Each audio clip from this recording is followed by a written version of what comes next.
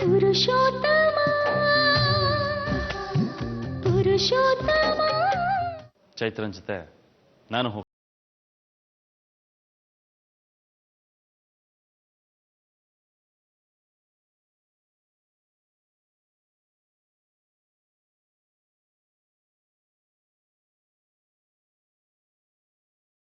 ನಿಮಗೆ ಬಿಟ್ಟಿದ್ದು.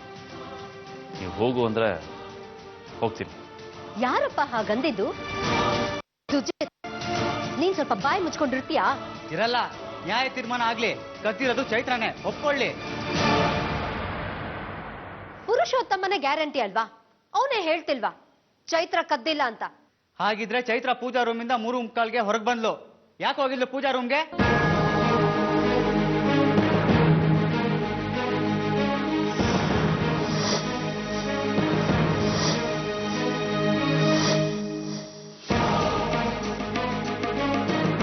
ನಾನೇ ನೋಡಿದ್ದೀನಿ. ಅಲ್ಲೇನ್ ಕೆಲಸ ಇತ್ತು ಅಂತ ಕೇಳಿ.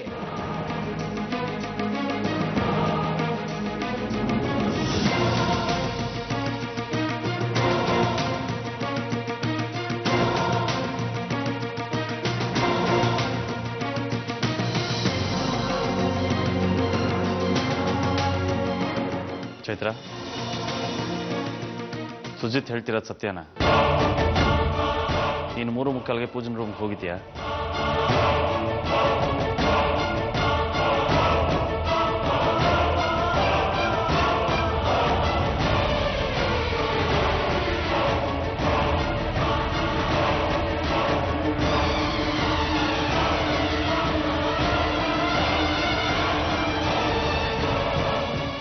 ಚೈತ್ರ,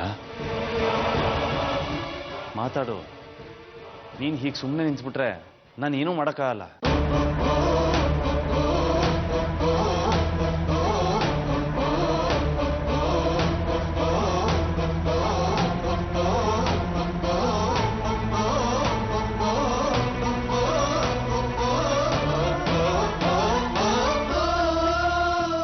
ಮಾತಾಡಕ್ಕೆ ಏನಿದ್ಯಣ್ಣ? ಕತ್ತಿರೋದು ಗ್ಯಾರಂಟಿ. ಹೊರಗೆ ಕಳಿಸಿ. ಸುಜಿತ್, ನಾನು ಮಾತಾಡ್ತೀನಿ, ನೀನು ಸುಮ್ಮನೆ ಚೈತ್ರ.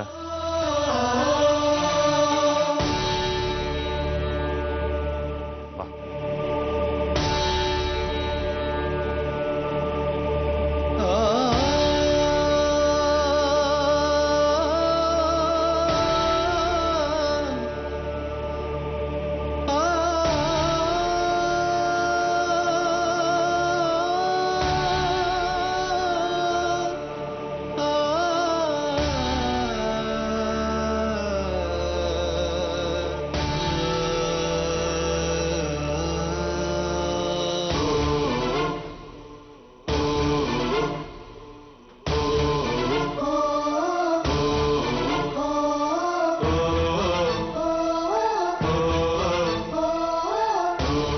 ಚೈತ್ರ, ಏನ್ ನಡೀತು? ನನ್ನ ಹತ್ರ ಹೇಳು. 500 ರೂಪಾಯಿ ಕಳೆದೋಗಿರೋದು ನಿಜಾನ? ಅವರೆಲ್ಲ ಯಾಕೆ ನಿನ್ ಮೇಲೆ ಅನುಮಾನ ಪಡ್ತಾ ಇದ್ದಾರೆ? ನೀನು ಪೂಜಾ ರೂಮ್ಗೆ ಯಾಕೆ ಹೋಗಿದ್ದೆ?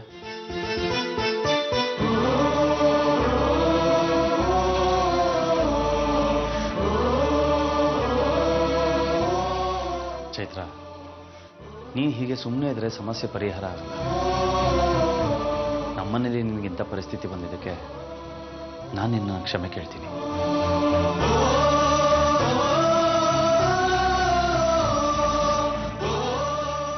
ಪ್ಲೀಸ್ ಕ್ಷಮಿಸ್ಬಿಡು. ಆದರೆ ಈ ವಿಷಯನ ಕ್ಲಿಯರ್ ಮಾಡ್ಕೊಳ್ಳೇಬೇಕು ಚೈತ್ರ. ಇಂಥ ಸಮಯದಲ್ಲಿ ನೀನು ಸುಮ್ಮನೆ ಇದ್ಬಿಟ್ರೆ ತಪ್ಪನ್ನು ಒಪ್ಕೊಂಡ ಹಾಗಾಗತ್ತೆ. ಹೇಳು, ನೀನು ಮಧ್ಯಾಹ್ನ ಪೂಜಾ ರೂಮ್ಗೆ ಹೋಗಿದ್ಯಾ?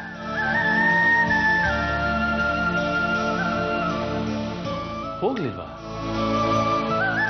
ಮತ್ತೆ ಅಲ್ಲಿ ಯಾಕೆ ಅವ್ರ ಹತ್ರ ಹೇಳಲಿಲ್ಲ ನೀನು?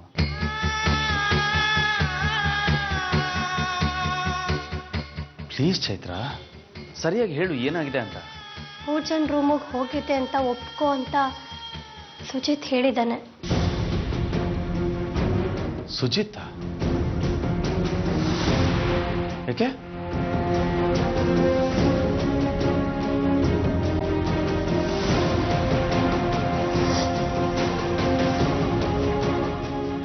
ಬೆಳಿಗ್ಗೆ ಅಮ್ಮನ ಹತ್ರ ಒಂದು ಸುಳ್ಳು ಹೇಳಿ. ಏನು ಗೊತ್ತಾ, ಪುರುಷೋತ್ತಮನ ಒಂದು ಹುಡುಗಿ ಜೊತೆ ಮಾಲಲ್ಲಿ ನೋಡಿದೆ ಅಂತ. ಆ ಹುಡುಗಿ ಮುಖ ನೋಡಲಿಲ್ಲ ಅಂತ.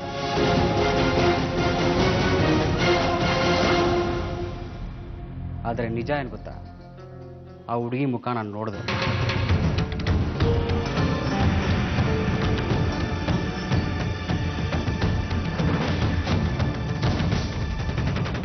ಆ ಹುಡುಗಿ ಯಾರು ಅಂತ ನಿನಗೂ ಚೆನ್ನಾಗಿ ಗೊತ್ತು, ನನಗೂ ಗೊತ್ತು. ಆದರೆ ಈ ವಿಷಯ ನಮ್ಮಮ್ಮನ ಗೊತ್ತಾದರೆ ಎಷ್ಟು ದೊಡ್ಡ ರಂಪ ಆಗುತ್ತೆ ಅಂತ ನನಗೆ ಮಾತ್ರ ಗೊತ್ತು, ನಿನಗೆ ಗೊತ್ತಿಲ್ಲ.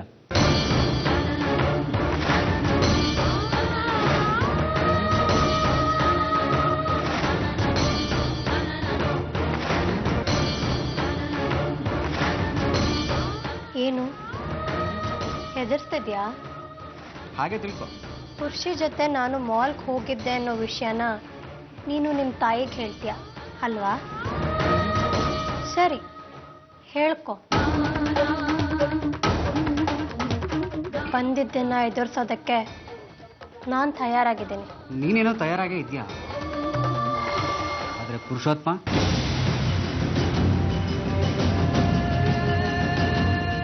ಈ ವಿಷಯ ರಟ್ಟಾಗೋದ್ರಿಂದ ಹಾಳಾಗೋದು ನಿನ್ನ ಹೆಸರಲ್ಲ, ಪುರುಷೋತ್ತಮನ ಹೆಸರು.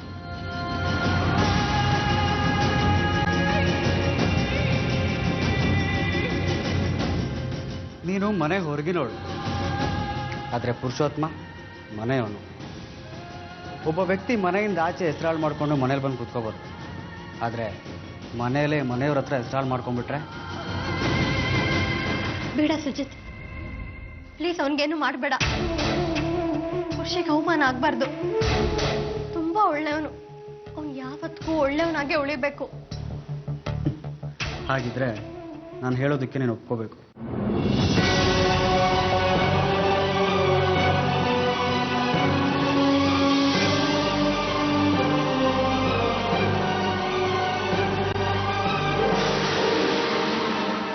ಏನು?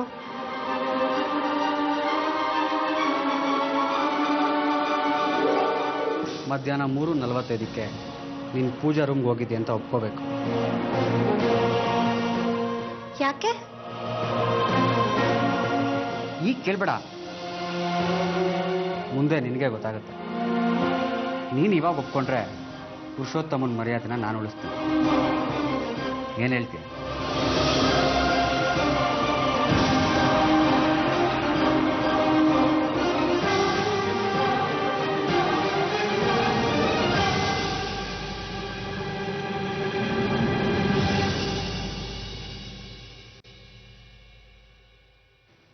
ಸುಜಿತ್ಗೆ ಇಷ್ಟೊಂದು ಧೈರ್ಯವಂತ. ತಮ್ಮ ತಮ್ಮ ಅಂತ ಅವನನ್ನು ಅಷ್ಟು ಸಪೋರ್ಟ್ ಮಾಡ್ತಾ ಇದ್ದೀನಿ. ಅವನು ಕೇಳ್ದ ಅಂತ ಇಷ್ಟು ಕಷ್ಟದಲ್ಲೂ 1 ಲಕ್ಷ ರೂಪಾಯಿ ಅರೇಂಜ್ ಮಾಡಿಕೊಟ್ಟಿದ್ದೀನಿ. ಎಷ್ಟು ವಿಶ್ವಾಸ ಇಟ್ಟಿದ್ದೆ ಅವನ ಮೇಲೆ. ಅವನು ನಿನ್ನನ್ನು ಬ್ಲ್ಯಾಕ್ ಮೇಲ್ ಮಾಡ್ತಾನೆ. ಯಾರನ್ನ ಏನು ಅನ್ಕೋಬೇಕು ಅಂತಾನೆ ಗೊತ್ತಾಗ್ತಾ ಇಲ್ಲ. ಒಂದು ನಿಮಿಷ ಇರೋ, ಬರ್ತೀನಿ ಚೈತ್ರ. ಪುರುಷಿ ನಿಂತ್ಕೋ. ನೀನು ಹೋಗ್ಬಾರ್ದು. ಅವನನ್ನ ಇದ್ರ ಬಗ್ಗೆ ಏನು ವಿಚಾರಿಸಬಾರ್ದು. ಬಿಟ್ಬಿಡು ಈ ವಿಷಯ ಇಲ್ಲಿಗೆ. ಚೈತ್ರ, ಸುಜಿತ್ಗೆ ಹೆದರ್ಕೋತಾ ಇದೆಯಾ ನೀನು? ಸುಚಿತ್ಗಲ್ಲ, ಮುಂದೆ ಆಗೋ ಪರಿಸ್ಥಿತಿ ಬಗ್ಗೆ. ಏನಾಗುತ್ತೆ ಪರಿಣಾಮ? ಆಗ್ಲಿ ಬಿಡು. ನೋಡು ಚೈತ್ರ, ನಾನು ಶಾಂತಿ ಬಯಸೋನು, ಸಂಬಂಧಗಳು ಚೆನ್ನಾಗಿರ್ಲಿ ಅಂತ ಆಸೆ ಪಡೋನು, ಜಗಳ ಮಾಡಬಾರ್ದು ಅಂತ ಸಹಿಸ್ಕೊಳ್ಳೋನು. ಹಾಗಂತ ಅದರ ಅರ್ಥ ನನ್ನ ಹೆಂಡತಿ ಮೇಲೆ ಇಲ್ದೇ ಇರೋ ಅಪವಾದನ ಯಾರಾದರೂ ಹೊರಿಸಿದ್ರು ನಾನು ಬಾಯಿ ಮುಚ್ಕೊಂಡಿರ್ತೀನಿ ಅಂತಲ್ಲ. ನ್ಯಾಯ ಅಂದ್ರೆ ನ್ಯಾಯ ಚೈತ್ರ. ನಿನಗೆ ಯಾಕೆ ಅನ್ಯಾಯ ಆಗಬೇಕು? ಕೋರ್ಟ್ ಅಲ್ಲ ಪುರುಷಿ, ಇದು ಮನೆ. ಕೋರ್ಟ್ಗೆ ನ್ಯಾಯನೇ ಅಂತಿಮ ಸತ್ಯ. ಮನೆಗೆ ನೆಮ್ಮದಿ ಮೊದಲನೇ ಅಗತ್ಯ. ಪ್ಲೀಸ್ ಮತ್ತೆ ಹೋಗಿ ಇದನ್ನ ಕೆದಕ್ಬೇಡ. ಚೈತ್ರ, ನಿನ್ನನ್ನ ಬ್ಲ್ಯಾಕ್ ಮೇಲ್ ಮಾಡ್ತಿದ್ದಾನ ಅವನು. ನಿನ್ನನ್ನು ಹೆದರಿಸ್ತಾ ಇದ್ದಾನೆ. ನಾನು ಸುಮ್ಮನೆ ಇರ್ಬೇಕಾ? ಹೋಗಿ ಹೇಳ್ತೀಯ ಅಂತ ಇಟ್ಕೋ, ಏನಾಗತ್ತೆ? ಆಂಟಿ ಸುಜಿತ್ನ ಬಿಟ್ಕೊಡೋದಿಲ್ಲ. ಅವನು ಅವ್ರ ಹೆತ್ತ ಮಗ. ನೀನು ನನ್ನನ್ನ ಬಿಟ್ಕೊಡೋದಿಲ್ಲ. ನಾನು ನಿನ್ ಕೈ ಹಿಡಿದಿರೋ ಹೆಂಡತಿ. ಮನೇಲಿ 2 ಗುಂಪಾಗ್ಬೇಕಾ? ನಾನು ಬಂದು ಇನ್ನೂ ಸೊಸೆ ಅಂತಾನೆ ಹೇಳ್ಕೊಳಕ್ಕಾಗಿಲ್ಲ. ನನ್ನ ಕಾರಣದಿಂದಾಗಿ ಮನೇಲಿ ಕಚ್ಚಾಟ ನಡಿಬೇಕಾ ಹೇಳು?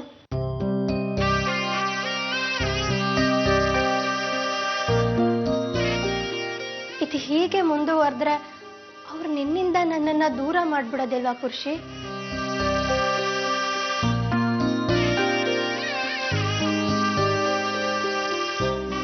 ಸುಮ್ಮನಿದ್ಬಿಡು, ಇದಕ್ಕೇನು ಉತ್ತರ ಕೊಡಬೇಡ.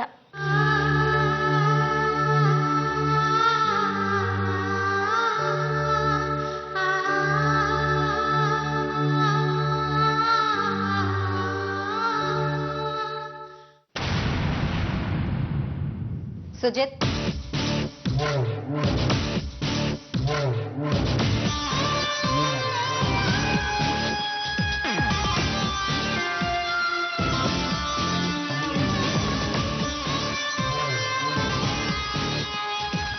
ಚೈತ್ರ ನಮ್ಮ ಮನೇಲಿರೋದು ನನಗೂ ಇಷ್ಟ ಇಲ್ಲ. ಅವಳನ್ನ ಸಪೋರ್ಟ್ ಮಾಡೋಕೆ ನನಗೆ ಮನಸ್ಸೂ ಇರಲಿಲ್ಲ. ಅದಕ್ಕೆ ಅವಳಷ್ಟೆಲ್ಲ ಒದ್ದಾಡ್ತಾ ಇದ್ರು ನಾನು ಒಂದು ಮಾತು ಆಡದೆ ಸುಮ್ಮನೆ ಇದ್ದಿದ್ದು. ಆದರೆ 500 ರೂಪಾಯಿ ಕದ್ದಿದ್ದು ಅವಳಲ್ಲ ಅಂತ ನನಗೆ ಚೆನ್ನಾಗಿ ಗೊತ್ತು. ಪೂಜನ್ ಪರ್ಸಿಗೆ ಕೈ ಹಾಕಿ ದುಡ್ಡು ಎತ್ಕೊಳ್ಳೋ ಬುದ್ಧಿ ನಿನ್ನ ಬಿಟ್ಟು ಈ ಮನೇಲಿ ಇನ್ಯಾರಿಗೂ ಇಲ್ಲ. ಅಂಗೈ ಹುಣ್ಣಿಗೆ ಕನ್ನಡಿ ಬೇಕಾಗಿಲ್ಲ ಕಣೋ. ನಾನು ಕೆಲವ್ರಿಗೆ ಒಳ್ಳೆಯವಳು, ಇನ್ನು ಕೆಲವ್ರ ಪಾಲ್ಗೆ ಕೆಟ್ಟವಳು. ಆದ್ರೆ ನಿನ್ನ ಪಾಲ್ಗೆ ಅವೆರಡನ್ನು ಮೀರಿ ನಿನ್ನ ತಾಯಿ ಕಣೋ. ಯಾವ ತಾಯಿನೂ ಮಗ ಕಳ್ಳ ಆಗೋದನ್ನ ಸಹಿಸೋದಿಲ್ಲ. ನೀನ್ ತಪ್ಪು ಮಾಡ್ತಿದ್ಯಾ ಸುಜಿತ್?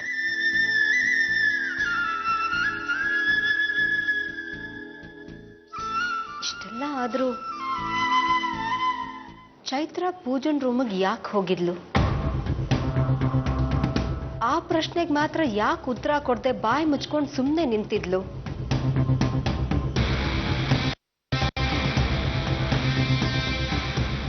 ಅದೊಂದೇ ನನಗೆ ಅರ್ಥ ಆಗ್ತಿಲ್ಲ.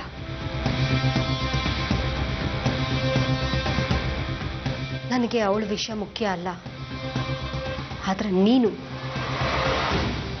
ಹೋಗ್ತಾ ಇರೋ ದಾರಿ ಸರಿ ಇಲ್ಲ ಸುಜಿತ್. ಸದ್ಯದಲ್ಲೇ ಇದಕ್ಕೊಂದು ವ್ಯವಸ್ಥೆ ಮಾಡ್ತೀನಿ.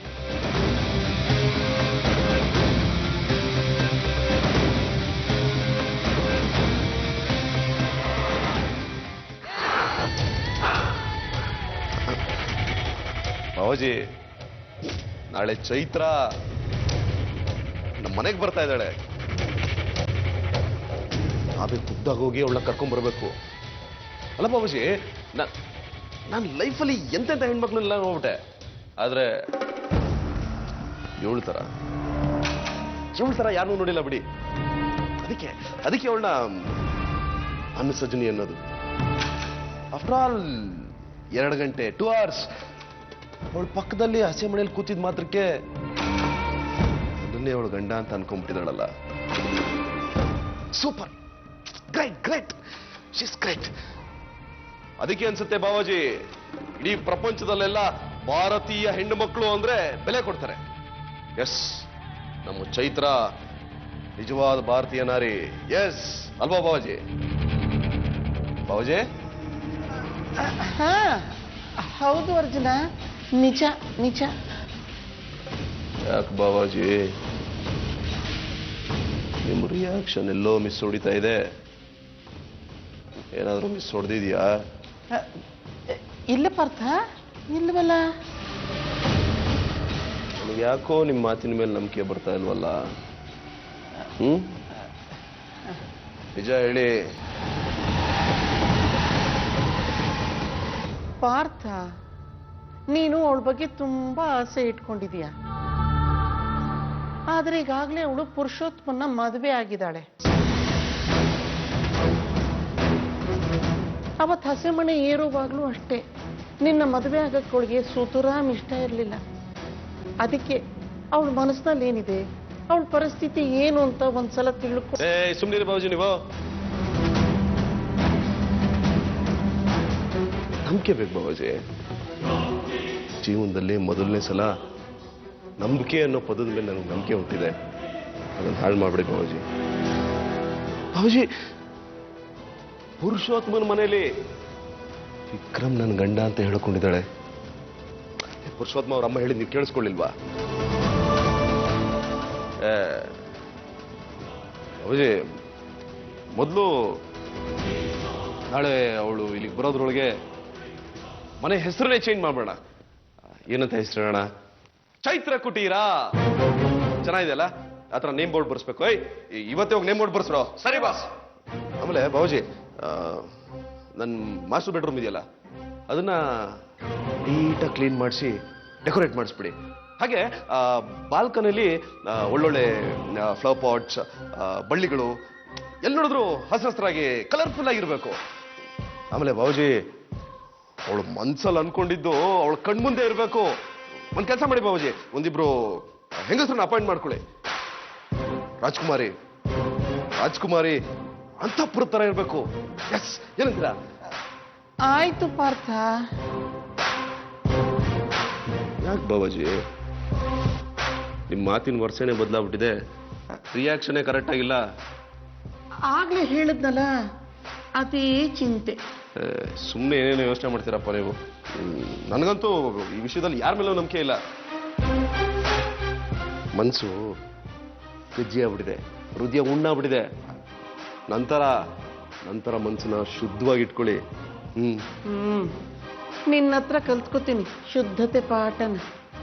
ನಿಮ್ಮ ಹತ್ರ ಮಾತಾಡಕ್ಕಾಗಲ್ಲ ಬಿಡಿ. ನಾಳೆ ಚೈತ್ರ ಬರ್ತಾ ಇದ್ದಾಳೆ, ನಾನು ಇನ್ನೂ ಏನೇನು ರೆಡಿ ಮಾಡ್ಕೋಬೇಕು. ಅಬ್ಬಾ,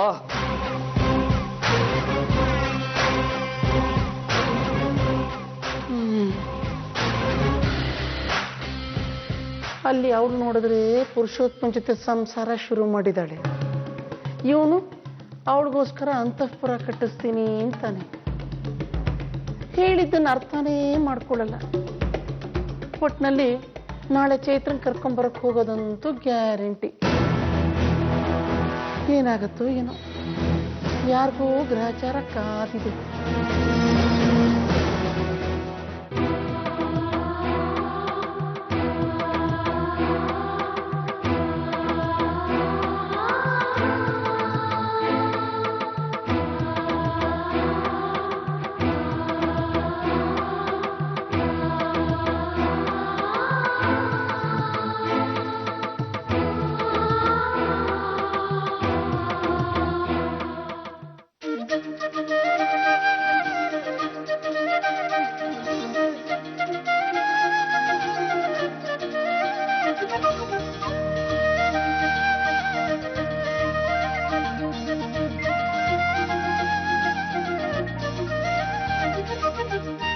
ಹೇಳು ವಿಜಿ.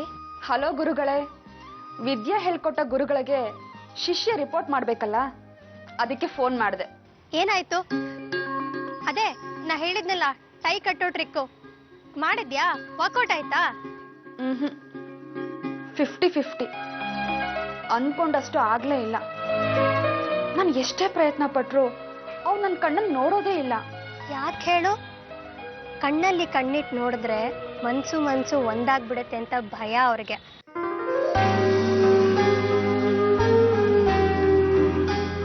ಅದಕ್ಕೆ ಬೇಕು ಅಂತ ಅವಾಯ್ಡ್ ಮಾಡ್ತಿದ್ದಾರೆ ನಿನ್ನ ಗಂಡ.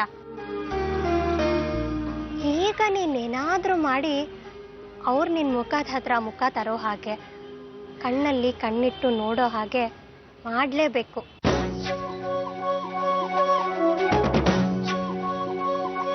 ಆಮೇಲೆ ನಿನ್ನ ಕೆಲಸ ಮುಗೀತು, ಅವ್ರ ಪರದಾಟ ಶುರು ಆಗುತ್ತೆ. ನೀನ್ ಎಲ್ಲಿ ಹೋದ್ರೂ ಅಲ್ಲೇ ಬರಕ್ ಶುರು ಮಾಡ್ಬಿಡ್ತಾರೆ. ಚೈತ್ರ, ಅದ್ ಹೇಗ್ ಮಾಡೋದು? ಈ ಗುಂಡಿ ಹಾಕೋದು, ಟೈ ಕಟ್ಟೋದು, ಇದನ್ನೆಲ್ಲ ಬಿಟ್ಟು ಬೇರೆ ಏನಾದ್ರೂ ಇದ್ರೆ ಐಡಿಯಾ ಕೊಡು ಪ್ಲೀಸ್. ಎಸ್, ಒಂದು ಐಡಿಯಾ ಬಂತು, ಹೇಳ್ತೀನಿ. ಅದನ್ನ ನೀನ್ ಮಾಡಿದ್ರೆ ನಿಮ್ ಯಜಮಾನ್ರು ಕ್ಲೀನ್ ಬೋಲ್ಡ್ ಆಗ್ಬಿಡ್ತಾರೆ. ಏನದು? ಹೇಳ್ತೀನಿ. ಈ ಸಲ ನೀನ್ ನಿನ್ ಗಂಡನ ಹೇಗ್ ಬೋಲ್ಡ್ ಮಾಡ್ತೀಯ ಅಂದ್ರೆ, ದೂರ ಇರೋ ಮಂಚಗಳು ಹತ್ರ ಆಗ್ಬೇಕು.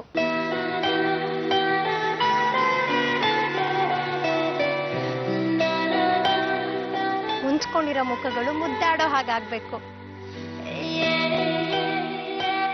ಮುಂದಿನ ಸಲ ನೀ ನನಗೆ ಕಾಲ್ ಮಾಡುವಾಗ ಚೈತ್ರ ಗುಡ್ ನ್ಯೂಸ್ ಅಂತ ಹೇಳ್ಬೇಕು. ಚೈತ್ರ ಪ್ಲೀಸ್ ಐಡಿಯಾ ಏನು ಅಂತ ಹೇಳು.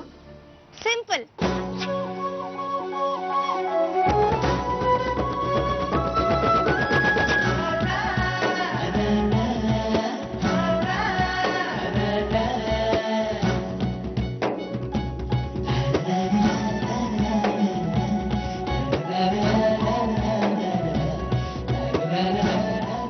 ಸರಿ.